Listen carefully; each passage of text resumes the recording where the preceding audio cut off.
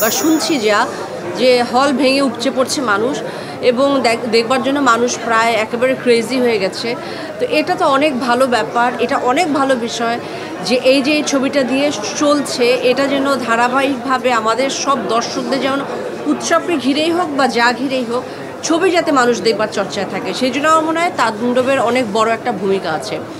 আর প্রযোজনা প্রতিষ্ঠান বা শাকিল ভাই যেভাবে করে ডিজাইন করেছেন, আমি আর খুব বেশি বললে স্পয়লার দেওয়া হয়ে যাবে, তো আপনারা দেখলেই সেটা বুঝতে পারবেন যে ওরা এমনভাবে ওনারা ডিজাইন করেছেন এবং রাফি একটা ইউনিভার্স ক্রিয়েট করতে চেয়েছে, সেটা আছে, সেরকম একটা বিষয় আছে, আপনারা অনেক কিছু দেখতে পারবেন।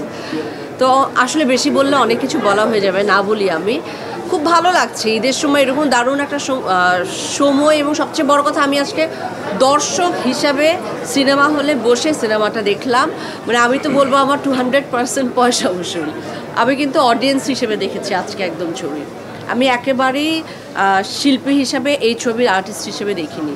এবং দর্শক যে আমি সিনেমা হলে, মানে আমি তো এখানে দেখলাম সিনেপ্লেক্সের ভেতরে যে সিটি বাজছে, দর্শক হাততালি দিচ্ছে, যে মানে যে কোনো হিরো অথবা আর্টিস্টরা এন্ট্রি হলে পরে সমস্ত জায়গায় যে রিয়াক্ট করছে, সেটাতেই বলে দেয় আসলে ছবিটা কতটুকু ভালোবাসা পাচ্ছে আর ছবিটা কীরকম হয়েছে। দর্শক হিসেবে যদি বলি, আমি এই যে বললাম একেবারে পয়সা উসুল ছবি আমি দেখে বেরিয়েছি। দর্শক হিসেবে আমি এক্সপেকটেশন আমার ছিল, আমি বুঝতে পেরেছিলাম যে কিছু একটা হবে, এরকমই একটা গ্র্যান্ড কিছু আমি দেখতে পাবো, কিন্তু চোখের সামনে এই গ্র্যান্ডটা দেখে খুবই ভালো লাগলো এবং গর্ববোধ করছি যে এরকম একটা ছবি, বাংলাদেশের ছবি রাফি বানিয়েছে, শাকিল ভাইরা বানিয়েছেন, কিন্তু আমি এটার একটা অংশ। সেটা তো সবসময় ভালো লাগে ভাই, সেটা সবসময় একজন আর্টিস্ট হিসেবে ভালো লাগে। একদম সামনাসামনি। হ্যাঁ,